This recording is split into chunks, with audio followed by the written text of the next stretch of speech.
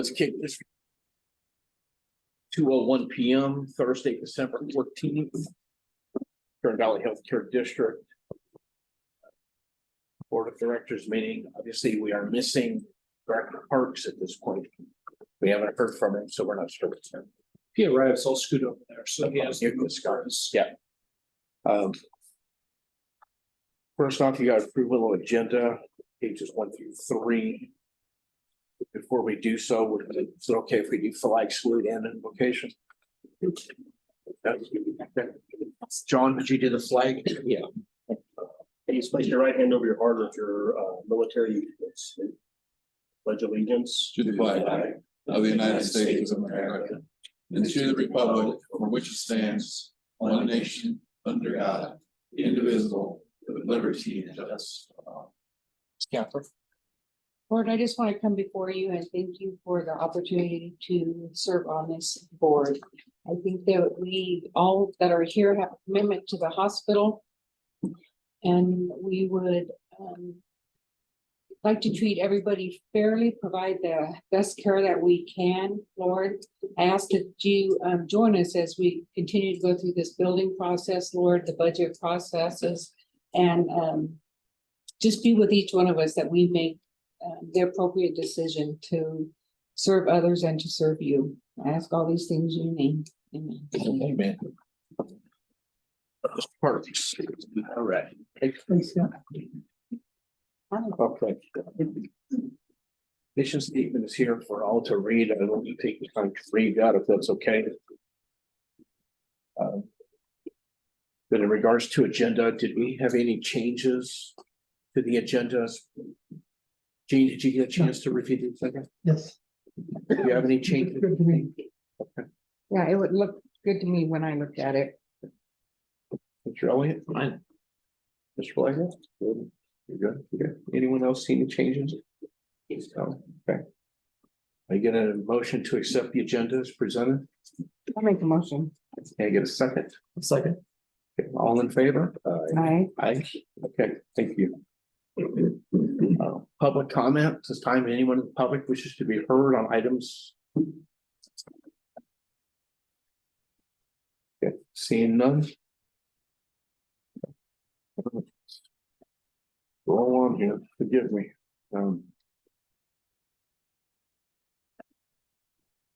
See, all the reports were on agenda. So, sir? Okay, exactly. Okay. Well, Were there any questions about the reports or? Consent. Consent agenda motion. Consent for the consent agenda. Right. Do consent separate? Sorry, forgive me. If nothing wants, My fault. if there's nothing to be. So if there's nothing to discuss on consent, did we all go through consent agenda? Either review or have questions on consent? Make a motion or accept it if you need a motion. Yeah, I'll second. do we have any?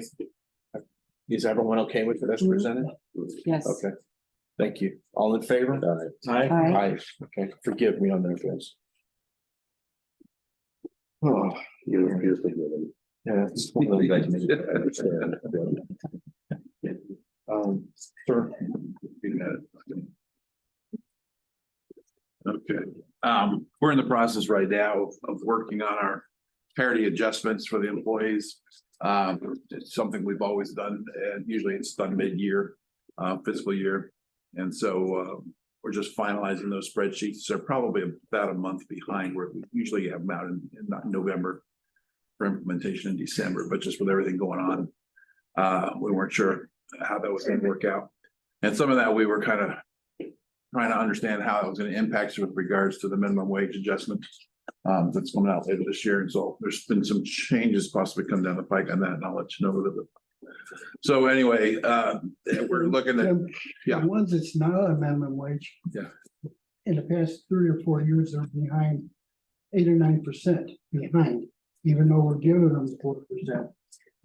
When are you gonna make those adjustments? Well, no, we only got, all of our employees are above minimum wage right now. I know that, I'm Yeah. talking about the rest of the employees. I'm not sure. You're not gonna make them even where they should be. No, we've adjusted Because them of every year. inflation. We've done this every year. Well, not for inflation. But we've given merit increases. We've given the adjustments for parity every year. 4%. And then two, Total, maybe total two, packages, yes, maybe four. correct. Okay, but in 19 or in 20, they were making $100. Now they should be making 120. What are we doing? We've kept up with it every year. We kept up with the normal increase that we always did, 4%. At this point in time, Inflation was 9%, 6%. we have not made any decisions with regards to giving raises to get people above the federal or state adjustments at this point in time. Fiscally, it'd be difficult to do that. So, like I said, we're doing what we can do. The only thing, like I said, is related to the minimum wage is being impacted because that's been a state requirement. So that's a law that the state passed. So otherwise, you know, again, So we won't lose the minimum wage employees, but we'll lose the ones that are making. no, more. everybody's been adjusted above those. When we adjust the minimums up, Can we you adjust show me it. that? Can you get Dave to show me how it was adjusted? Absolutely. When it was 9%, when it was 7%? We never adjusted to inflation. We adjusted based upon what the board approved as part of the budget package. That's what we did. And that was adjusted for And all. when are we gonna address where they're behind? If the board wants to do something like that, then the board can certainly elect to. I'm I would do asking you, you're the one that says you're making the adjustments. What are you? We're making adjustments based upon the budgeted approvals that we've received for parity and merit. Okay, you got a $750,000 bonus 2 years ago. No, I didn't. You didn't? No, What was it? it wasn't a bonus. What'd you call it? It's an insurance plan that the hospital bought that will, it's part of my retirement plan. Okay, for which I gave up increases every year for the last 4 or 5 years. I haven't had an increase because that was part of the Because you agreement. didn't deserve them. The last 2 increases before, you didn't, I gave those up for COVID. okay, Okay, all right, okay. Thanks, so. if the board would like to do something different, then the board can elect to have us do something like that, but we're keeping up with what the board approved us to do. Well, not this board, not this part of the board. Well, there's 5 members on the board. So, Okay, what do you think? Can you think that leaving them no cost for the extremely high, everything has gone up so much.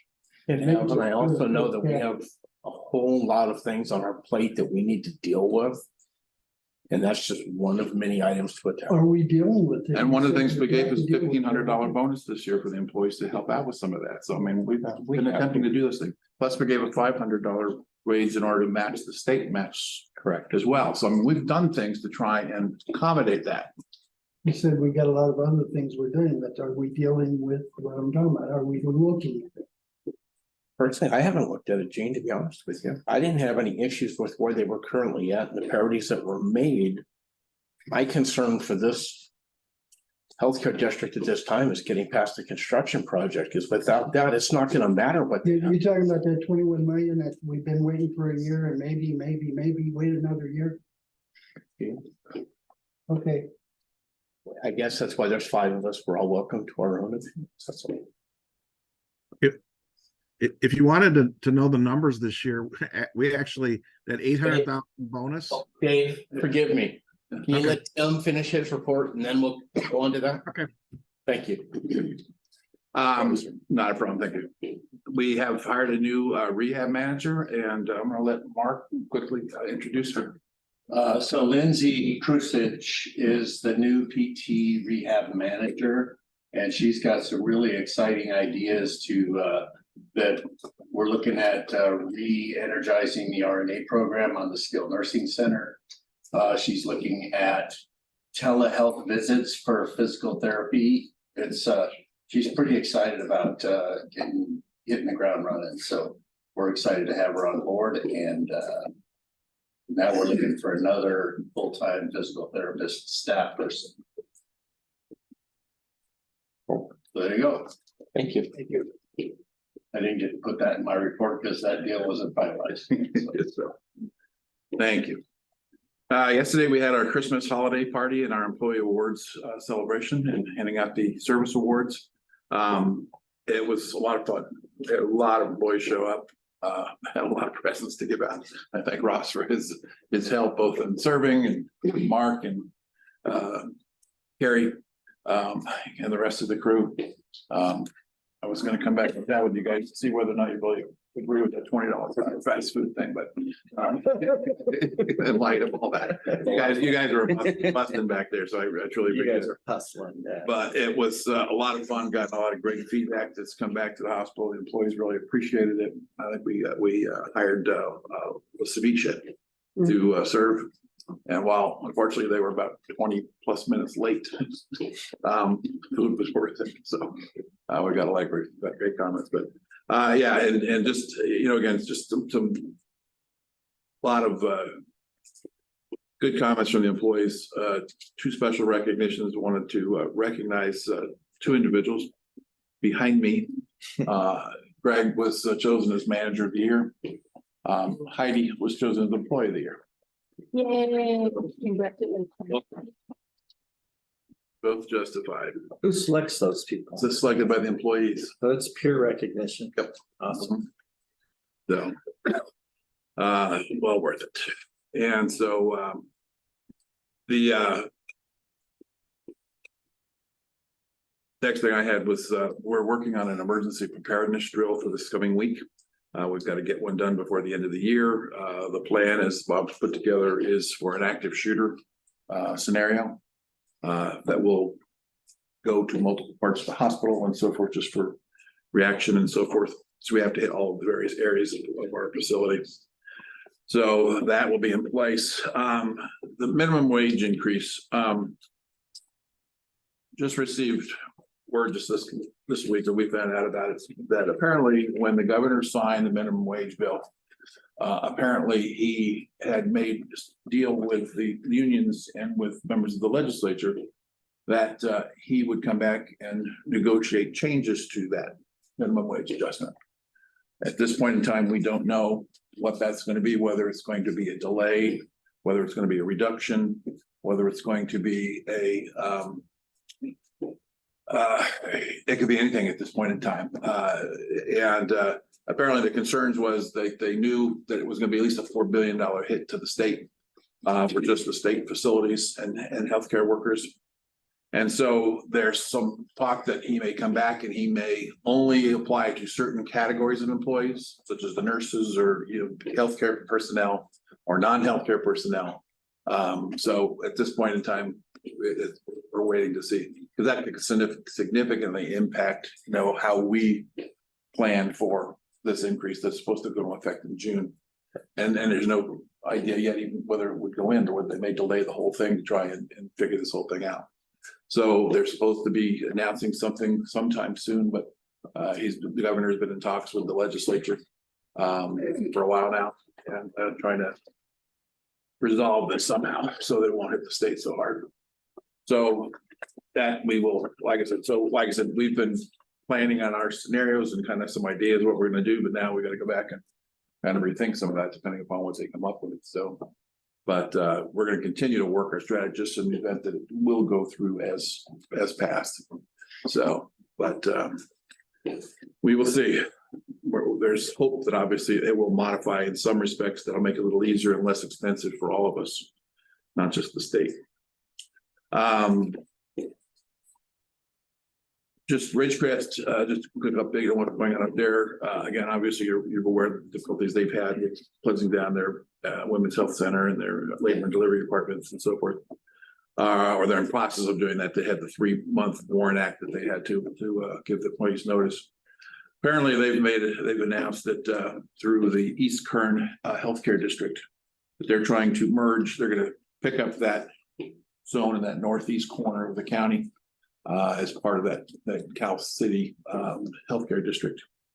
Not sure, Scott and I were talking about that before coming over here as to how that's going to help Ridgecrest.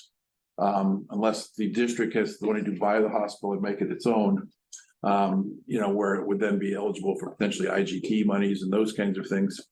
So just a lot of information at this point in time. It's not, they're doing this, they announced this intent to do this potential merger, but both sides are still in exploratory mode apparently. So I mean, they appear to be just looking at, what other options they have out there. Apparently haven't been many, so. You have to also get approval by LAFCO and. Correct, all that. to extend Process. the sphere of influence, yes, exactly. And vote, Vote, I Yeah, guess. within the healthcare district, right? Yeah. Yeah. So obviously by expanding, there's a whole bunch of steps, obviously, from my understanding, that would have to take place before that could happen. Hey, we could go annex Ridge Crest. Do we want that? That was the issue we chatted about, is who's gonna take on that liability? Yeah, exactly. If they're hemorrhaging cash like that, stuff like that, so. I mean, I wish them well. Obviously, they need healthcare services out there, and I hope they get something quickly. IGT, just a quick note, we received an additional 1.66 million in IGT from Current Health Systems. This was on top of the 2.6 million that we had gotten already, and so forth. So this was some tied to hatch fees and Adventist decision that they were not going to accept IGT monies anymore. So the cash then became available for Current Health Systems distribution, and we were picked for that. So certainly helped us out. That was not planned. We're having our CNA graduation celebration next Wednesday. That'll be at 11 o'clock, and that's at the Baptist Church. Calvary Chapel. Calvary Chapel, down here. And so any of the board members that are available to attend, come out and just kind of say a few words like we did last time would be great. And then the last thing I have really just kind of, one of the things is, is with these weather that changes that we've been experiencing some HVAC issues throughout the facility. And I know Bob's going crazy trying to stay ahead of it. And one day you come in and it's 85 degrees. The next day you come in and it's 39. And so its old system is just driving us nuts. So, and part of it is we know that we're going to need a new HVAC management system at some point when the building was going to be fixed, for the seismic stuff. But I don't know if we may have to spend a little money for that to try and resolve that, because in some of the areas like surgery. Found the problem with surgery. Oh, did you? Okay. You can share with me later, but it's just been a problem like every day. Cold's good. Surgery, right, in the front lobby areas and stuff like that, it's not so good. So anyway, it's just again, it's part of the issues with old buildings and stuff like that, so we're trying to stay ahead of that. That's my report. Questions for Tim? Gene? No, just Captain. Nothing. John? Are we gonna have any impacts with employees on the minimum wage increase kicks in January 1st, or we already in place for that? The minimum wage kicks in June 1st. There's another one January 1st for us little bit. What little guys? Was this 16, I believe it is, 1650, whatever the hell it is, that's currently. Yep. I had to raise my girls up. Really? Yeah. This is the statewide ramp up. Yeah. It's part of the 5-year plan to increase minimum wage. Oh, for other organizations, you mean, or? Every employer in the state. Really? The one that went into effect, 3 or 4 years ago? Yeah. That's the one. Every year you've gone up a dollar. We've kept up with that, right? Yeah. So in January, you'll go up again another dollar. Hopefully we're prepared for that, Dave. All right, He's got. okay. We've actually already increased all our employees above the minimum requirement on January 1st. Okay. We not quite all of them. We still have some that are still, and just going through our reports. That are under 16. Yes, Okay, then we will. there's a need to- handful, yeah, But because we're doing the parodies, they'll be taken care of. most likely. Right. Yeah, as long as they're handled by January 1st, you'll be fine. Okay. Under old business, we have none. New business.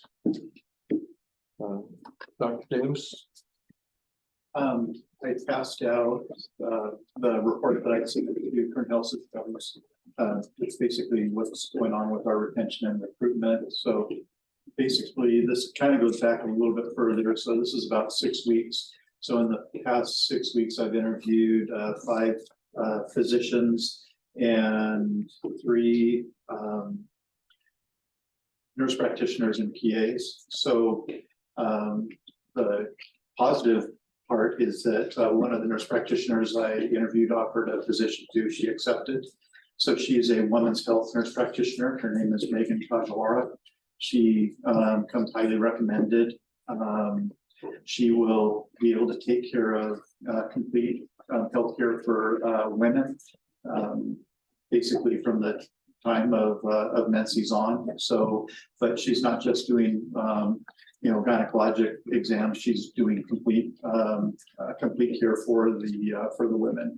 One exciting thing about Megan is that she has a strong background in OBGYN. So we're hoping to, as soon as we get it, there's processes that we have to go through to be able to do prenatal care, but prenatal care is drastically underutilized in the valley. There's no one doing prenatal care right now. So everyone has to go out of the valley for that. So that's going to be a huge benefit once we can get that up and going. So she's scheduled to start on Monday. So she'll start doing her training things, and then we'll start incorporating her into our schedule. So that'll be a much needed relief.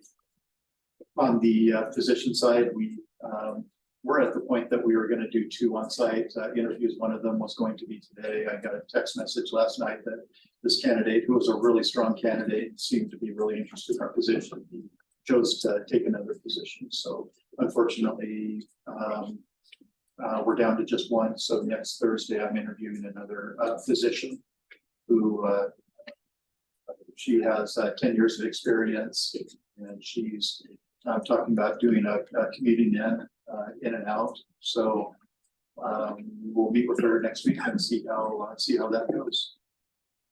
And just lastly, on the second page of the document, it talks about, and we spoke about this at our last meeting, the retention bonuses for mid-level providers. So we have MOUs in effect with 3 of the PAs in the clinic. And we're using grant funds that were released from Current Health Systems to augment or to basically cover the expense there. So that's a positive thing. Tim gave me some information from one of our local payers who has a very lucrative model where it can basically cause very significant increases in what we can offer physicians for either signing on or bonuses. So I'll be going over that, and we just got that very recently, so I want to really pick that apart. But it definitely will be a huge impact in our ability to offer a very extremely competitive, actually more than competitive reimbursement schedule. So that's my report. The one that we almost got, but he ran off or she ran off. What was the reason? Took another position. I know. So this was this is a physician. He graduated, well, he completed his residency in August of this past year. He has not started working as a physician anywhere. He had some other commitments. He was doing some teaching at one of the local schools where he was at. And so he was looking for his first position. He wanted something where he could serve underserved populations. He wanted to stay where he was at.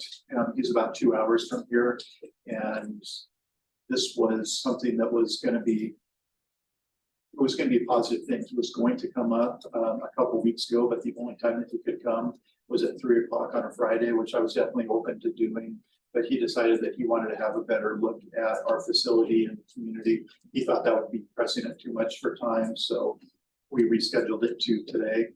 I offered for him to come a little bit earlier, like last week, but he had some obligations, so he was really interested, but unfortunately he chose a different position. I'm not sure where he chose, and he did not disclose to me why he chose to take the other position. Okay, thank you.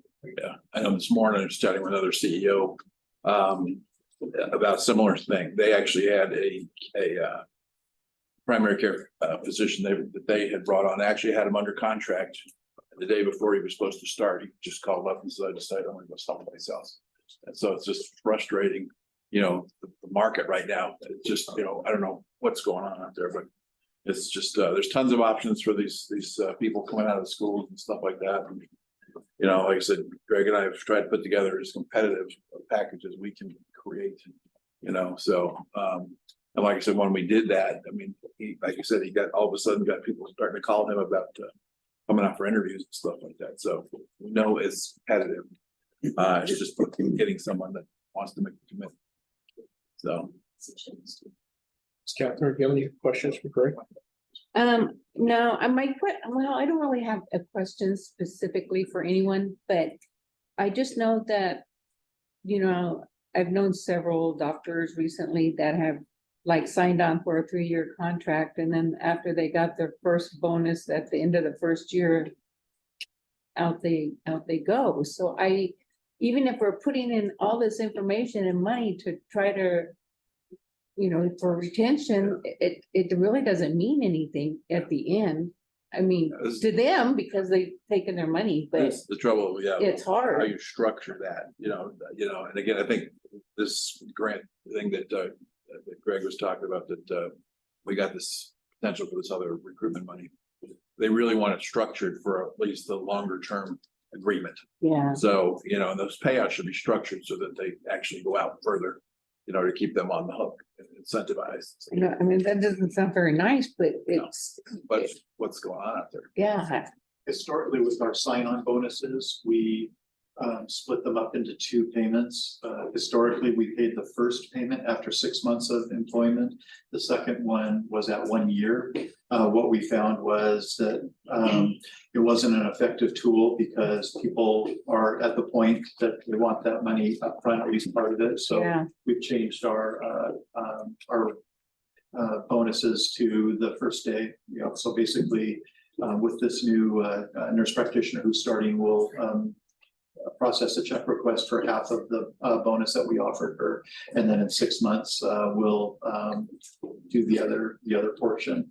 With the retention grants, we had all the PAs sign an MOU that basically said that they will commit to at least 1 additional year of service, and if they leave, then they have to reimburse that on a prorated basis. But Is that enforceable? that's the lawyer. So if there is a written agreement, it is technically enforceable, but it's hard to do it as a practical matter. Okay, so it's not enforceable. It is, it's just hard to do. Legally it is, but Costs more to do it than, Oftentimes. Yeah, right. yeah. And then even if you get a judgment, collecting on the judgment can be difficult. Yeah. So, Well, these bonuses were like 25,000 and they took them and, so it's kind of devastating. Yeah. Oh, yeah, That's probably the same pool of money we're talking about. Probably is. Yeah. But yeah, and this is an issue because like I said, in the past, when we were doing, we had a lot of our providers through the National Health Service Corps. Obviously we're serving in the underserved areas and, doing the tuition, paybacks and those kinds of things, or loan forgivenesses and things. Different motivations now in terms of what's driving these people, and which is making it hard because before, once you got them in the community, they were here for years. Yeah. So many of them are still here. And so, that's really what you hope for. I mean, that's the best you can find. So once they get settled, they develop a patient base and so forth, they kind of stay. But you got to get them in the door. Well, and there's such a shortage with Right. physicians, so there's so many openings, elsewhere, so. Can I talk to the next one? And that way, maybe I can. influence them somehow. if they have kids, could we use them as collateral? Only an arm or a leg, sir. Right. Australia. At one point, we were talking about looking at international students. Whatever happened with that concept? We still have, we're actually getting ready to start looking at J1 visa candidates, and when we increased our base salary and our reimbursement, or I mean, our sign-on bonuses, we all of a sudden got a lot more candidates, Okay. and we're continuing to get them, but it's still really prudent. Scott gave us about a year ago, gave us a reference for an attorney who specializes in J1 visas and various visas. There's several visa programs. So if we're finding that we're stagnant there, then we can look for that. It's a pretty expensive thing to get set up. Is that like a sponsorship, those ones? Or is it different? The J1s? Yeah. It's basically we have to comply with certain aspects of their visa. Okay, Yeah, it's not a visa to just come into the country. You have to have a job and the right. employer fills out information. So how do we get around the indentured servitude thing? With these, Like slave labor, that's all right. well, yeah, with these bonuses. So bonuses are tricky for government agencies. An option that you might have, believe it applies to not just physicians, but is, a 2-year income guarantee. I don't know if you do that or not, but under the healthcare district law, you can, for 2 years, you can guarantee a certain income for a provider. And for some, that's more enticing than a bonus. For others, they may just want the money for whatever reason, but that is another option that you have. And we've looked at that in the past. I know we've Yep. experience with doing those. Yep, we have. I don't know about with the PAs, but we have No. with MDs. Yeah. Well, it sure looks promising, Greg. I'm glad you're making some progress with it. That's great. We also changed we historically had a 1099 kind of structure for our physicians, which is where we definitely use the income guarantee. That was very useful, and every time that we've used it, it really paid off for the physician who was doing it, because we said, we'll guarantee your salary, and sometimes they were 1 year, sometimes they were 2 years, and with every instance I know in the clinic, within 10 months, the provider had enough patient volume to meet their salary. Now that we've converted our physicians to regular employees, a W-2 employee, I'm not sure how we could kind of utilize that, because we don't want to guarantee a certain amount and then say, well, after 2 years, we're dropping your wage. We can't do that, because then we have to go. But yeah, we'll keep looking at. I work with several recruiters. I'm working with about 3 recruiting agencies right now, and they all say that what we're offering is in line with what places are offering, even in Los Angeles. But a lot of times it really comes down to, for us, it really comes down to not what we're offering as bonuses or as sign-ons, salary benefits. It comes down to a lot of people just don't want to live a ways away from the big city. Yep. Well, George and Darlene Randall's house apparently is back on the market, so you might mention that. That's riverfront property in Kernville. Probably over $1 million. Yeah. Yeah. So, questions for Greg? I don't know. Thank you, Greg. Yeah, I think So Thank you, that's Dr. position has. Not sure how we pulled this off because we don't have reports, but Mr. Parks, director's comments?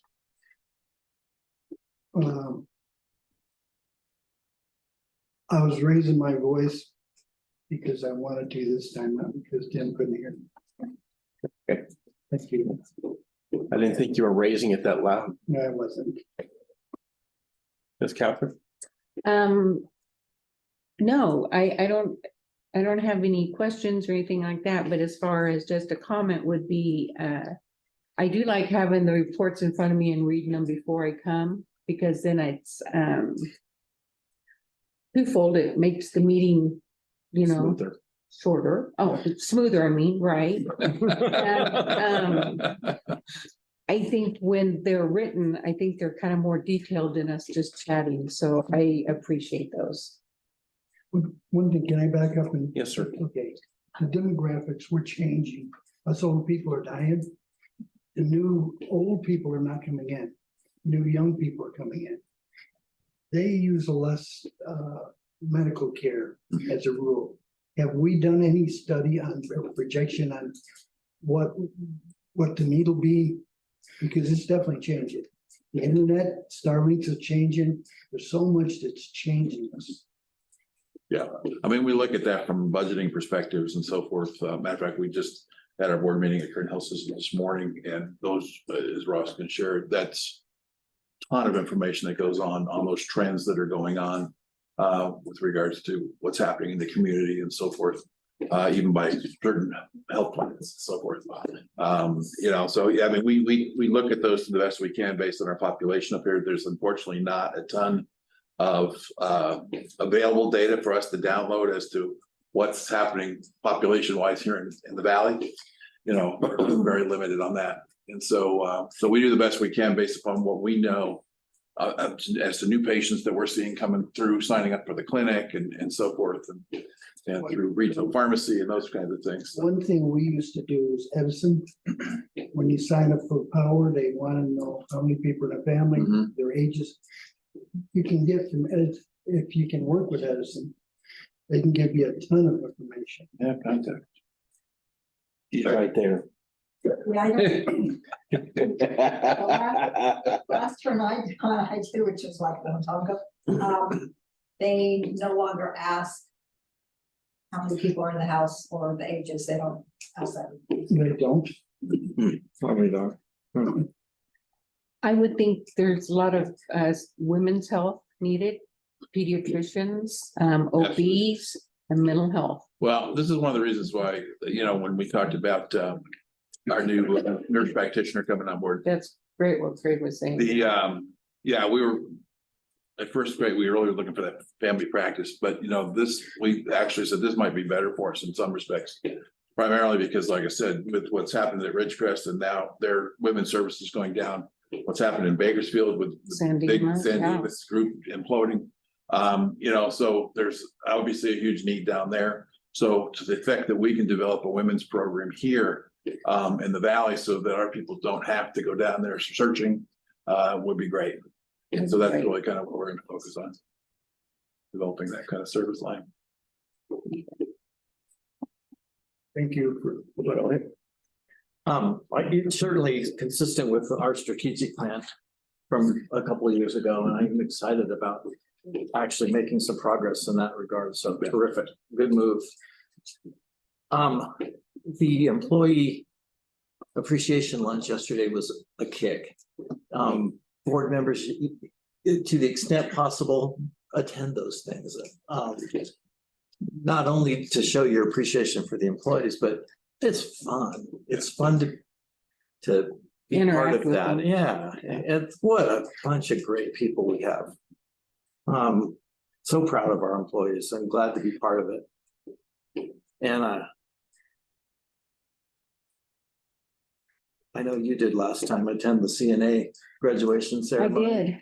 And the employee one last year, I think we served together at that one, but I was busy retiring yesterday. Oh, for you. You can have all kinds of time then. Congratulations. I got a new dog. Yeah. So anyway, I encourage you, if your schedules allow, make that CNA graduation event, because it brings the stuff that we do here to life. You see it firsthand. You see the people that are going through the program. You see the promise of what they bring to our district. It's so worthwhile. So to the extent you can make it, please do. Definitely. Yeah, I apologize. I wasn't able to make it yesterday. I remember a couple years ago, you and I served, I think, and it was a lot of fun. Sling food around. Yeah, it was fun. So I'll try to make it next year for sure. Got it. So other than that's all I had to do. I just wanted to make sure everyone knows to have a great holiday season. Merry Christmas. We're close enough. We don't have any snow on the ground yet, so pray for it because they say it's gonna be wet winter. Yeah. I hope so. We get our lake back. They're saying this week, Yeah. Yeah. They're talking about they'll rain. pound us. Yep. Now, all I know is I just want to thank all of you for allowing me to chair this year. Hopefully you can tolerate me. Absolutely. Did a great job, It's Fred. supposed to be next year. The agreement last year was. It's correct, and we'll do that on the next That's- meeting. Right. That's what we'll ask, we'll put it out. real quick. Session today. This is why you had to retire, so you could take that on. It's a true statement, But true statement. with that said, I don't have anything further. We can close this and go to closed session. Okay. Sir? In closed session, the risk manager presented medical quality report to the board, and council and the board discussed existing litigation against Allow versus KVHD.